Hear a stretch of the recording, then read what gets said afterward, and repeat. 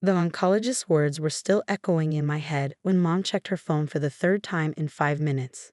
Stage 2 Hodgkin's lymphoma, Dr. Peterson had said. Very treatable. We'll start aggressive chemotherapy next Thursday. The first session is critical for establishing your baseline and adjusting the protocol. I was 21 years old, sitting in an oncology office, trying to process the word cancer while my parents scrolled through their phones. Thursday, Dad looked up. What time? 9 in the morning, Dr. Peterson said. Plan for the whole day. The first infusion takes 6 to 8 hours, and we need to monitor her closely. Mom and Dad exchanged a look I couldn't quite read. We'll make it work, Mom said, but her voice had that distant quality it got when she was already planning something else. In the car, Dad drove while Mom made a phone call. Yes, we'll definitely be there, she said into her phone. Wouldn't miss it. Bob's been talking about this wedding for months. My stomach dropped. Bob was Dad's coworker, the division manager who controlled promotions and assignments. Mom, I started. She held up a finger, still talking. The venue looks gorgeous in the photos. We're looking forward to it. She hung up and turned to me. Your father and I have an important event Thursday. Bob Harrison's daughter is getting married. The whole executive team will be there. My chemotherapy is Thursday. We know, honey, Dad said, eyes on the road. But this is a significant networking opportunity. Bob specifically invited us. He doesn't do that for everyone. It's my first cancer treatment. And you'll have many more, Mom said. The doctor said it's very treatable. One appointment isn't going to make or break anything. You can take an Uber to the hospital. I stared at her. An Uber to chemotherapy? Or ask a friend, she suggested. What about Jessica from work? Jessica is my coworker, not my cancer treatment support system. Sarah, don't be dramatic. Dad's voice had that edge that meant the discussion was over. We've been planning to attend this wedding for weeks. Your diagnosis doesn't change Bob's timeline. Networking matters more than one appointment. This could determine my next promotion.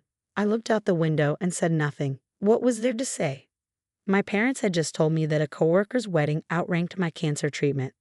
That Thursday morning, I took an Uber to the hospital alone. The driver tried to make small talk until he saw where he was dropping me off. Then he went quiet. That uncomfortable silence people get around cancer patients. The infusion center was cold and sterile, filled with recliners where people my grandmother's age sat hooked up to IV poles. I was the youngest person there by at least 30 years. They gave me a heated blanket and inserted an IV into my arm. The port surgery was scheduled for next week, they explained. For now, they use a regular IV. The needle's pinch felt like nothing compared to the ache of arriving alone. Is someone coming to sit with you? The nurse asked, her voice gentle. The first treatment can be rough. Most patients bring family. Parents usually for someone your age. They had a wedding, I said. She gave me a look I'd see many times over the next 6 months. Pity mixed with confusion, mixed with something that looked like anger on my behalf. The look that said your family should be here, that said this is wrong, that said I'm sorry, but I can't fix this for you. The chemicals dripped into my veins for 7 hours. I watched them flow through the clear tubes, red and toxic and hopefully healing. I imagined them attacking the cancer in my lymph nodes, pictured them like tiny soldiers fighting a war inside my body. I tried not to think about my parents dancing at a wedding reception, tried not to wonder if they'd thought about me at all between the ceremony and the cake cutting, tried not to calculate the exact moment when the cocktail hour began and my infusion started, when they were toasting with champagne and I was trying not to throw up into a plastic basin. They came home at 11 that night, laughing about the open bar and the ice sculpture. How was it? Mom asked, kicking off her heels. Fine, I said. I was lying on the couch, nauseous and exhausted, but I'd learned something important that day. They weren't going to change, so I would. Over the next 6 months, the pattern repeated. My second infusion fell on the same day as Dad's company golf tournament. The third conflicted with Mom's department dinner. They made the fourth treatment, but Mom spent the entire time on work calls in the hallway. When my hair started falling out in clumps, I shaved it myself in the bathroom at 2 in the morning. When I couldn't keep food down for 3 days straight, I researched anti-nausea remedies online. When the port surgery left me unable to lift my arm for a week, I figured out how to dress myself one-handed. I made every appointment alone, every scan, every blood draw, every consultation where doctors discussed whether the treatment was working. I took notes on my phone, asked questions, and became my own best advocate because I had to. My parents paid the insurance copays and considered their obligation fulfilled. They mentioned my cancer at work, collecting sympathy and understanding when they needed to leave early or take calls. But they never actually left early. They never actually took the calls. The week I finished chemotherapy, my final scan showed complete remission. Dr. Peterson hugged me, tears in her eyes. "You did it," she said. "You beat it." I called my parents from the hospital parking lot. Mom answered on the fourth ring. "That's wonderful, honey. We're so proud. Listen, I'm in a meeting. Can we celebrate this weekend?" We never did celebrate. The weekend came and went with them attending a retirement party for one of Dad's colleagues. But I celebrated privately. I celebrated by making decisions. I was 22, cancer-free, and done waiting for my parents to prioritize me. I had kept taking online courses throughout treatment, studying between nausea waves, completing assignments in hospital waiting rooms. Now I doubled down. I finished my degree in 18 months, working remotely for a tech startup while my body regained its strength. The startup's founder noticed my work ethic, my attention to detail, my ability to show up even when things were hard, especially when things were hard. "You're different from other junior employees," he told me during my 6-month review. "You don't complain. You don't make excuses. You just solve problems." Where does that come from? Cancer had taught me that. When you can't rely on anyone else, you figure things out. When calling for help means calling people who won't come, you learn to help yourself. I was 24 when I made my first real money. The startup went through a successful Series B funding round, and my stock options suddenly had actual value. Not life-changing money, but enough to feel secure, to stop worrying about medical bill copays. I was 26 when we were acquired by a larger tech company. My payout was enough to start my own venture, enough to never feel financially vulnerable again. My parents knew I worked in tech. They didn't know the specifics. I didn't share them. "How's the computer job?" Dad would ask on the rare occasions I visited. "Fine," I'd say, the same answer I'd given about chemotherapy. I moved across the country, built my company carefully, methodically, hired people who showed up, created a culture where personal crises mattered, where employees could bring their whole selves to work, including the messy parts. My company grew. We hit 10 million in revenue, then 50, then 100. Tech journalists started calling me a rising star.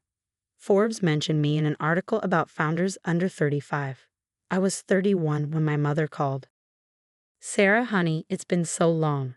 Her voice had changed, older, uncertain. "We need to talk about something important." "I'm busy, Mom." "It's about your father's medical bills." I stopped walking. I was on my way to a board meeting, wearing a suit that cost more than my parents had spent on my entire cancer treatment UVer budget. "What about them?" "He needs some procedures. The insurance doesn't cover everything. And our retirement accounts aren't where we thought they'd be. All those years of networking, but the pension changes hit us hard." "How much do you need?" "Maybe $5,000 a month, just until we get situated. We know you're doing well with your little tech thing." My little tech thing. The company I'd built was valued at $200 million. "Let me think about it," I said. That night, I did think about it. I thought about being 21 years old, bald and vomiting, taking an Uber to the hospital. I thought about my parents dancing at a wedding while chemicals dripped into my veins. I thought about every appointment I'd attended alone, every scan result I'd processed by myself, every terrifying moment when I'd wondered if I was going to die and if my parents would even notice. I didn't call them back. Mom called again a week later. "Sarah, did you think about it? Your father's first procedure is scheduled." I did think about it. And no. Silence. Then, carefully, "What do you mean no?" "I mean I'm not giving you money." "But we're your parents. We raised you, supported you through college." "You supported me through college. You did not support me through cancer." "That's not fair." "We were there. You attended 4 out of 12 chemotherapy sessions. You missed my port surgery. You went to a golf tournament instead of my second infusion. You celebrated a coworker's retirement instead of my remission.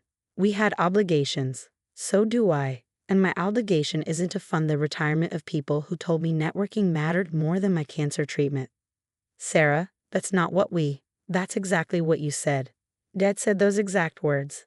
"Networking matters more than one appointment." Another long silence. "We didn't know you'd remember that." I remembered everything, Mom. Every wedding, every golf game, every dinner party. Every time you chose work events over your daughter's cancer treatment. I remembered all of it. You survived. The treatment worked. So what's the problem? The question hung in the air between us, loaded with everything they still didn't understand. What's the problem? As if survival erased abandonment. As if not dying meant I shouldn't have needed them. As if the absence of death somehow justified the absence of love.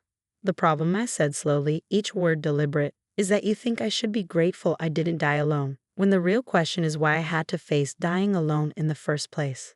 Why your 21-year-old daughter sat through 7 hours of chemotherapy by herself because you were networking over shrimp cocktails. We need help, Sarah. Medical bills, retirement, living expenses. We heard you're successful now. We saw an article about you online. Some tech company worth millions? That profile in Forbes last month? So they had researched me, finally taking an interest in my life, reading articles about my company, learning my net worth from business journalists instead of asking me directly. Finally paying attention, now that it could benefit them. $200 million, I said. My company is valued at $200 million. I personally own 40% of it. The silence on the other end lasted so long I thought she'd hung up. $80 million? Her voice came out as a whisper. You're worth $80 million? Give or take, depends on the market. Then you can certainly help us. $5,000 a month is nothing to you. You're right, it's nothing to me. The same way my cancer treatment was nothing to you. One appointment, remember? Not worth missing a wedding for. Sarah, please. We're your parents. You were my parents, past tense. You stopped being my parents the day you chose Bob Harrison's daughter's wedding over my first chemotherapy. You just didn't realize it yet. You can't do this. We're family. Family shows up. You taught me that by not showing up, and I learned the lesson perfectly. I'm not showing up now. I hung up before she could respond. Blocked both their numbers, blocked their email addresses, and updated my emergency contacts to remove their names. My assistant knocked on my office door an hour later. Your mother is on the main line. She says it's urgent. Add her to the blocked caller list, please. Of course. Anything else?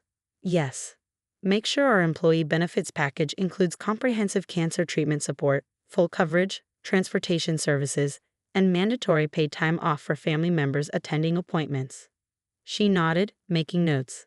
That's generous. It's baseline decency, I said. No one should face cancer alone because their family had somewhere better to be. That evening, I looked at my calendar. 10 years since the diagnosis. 10 years since my parents chose networking over my cancer treatment. 10 years I'd spent building something they knew nothing about. I'd survived, not because of them, but despite them. And I'd succeeded the same way. Alone, on purpose, by choice. They left voicemails on my work line for weeks, then months. I had them forwarded directly to spam. Eventually, they stopped. I heard through a distant cousin that they'd downsized their house, that Dad had taken a part-time consulting job to cover expenses, that they told people their daughter was too busy and important to help her own parents. They were right.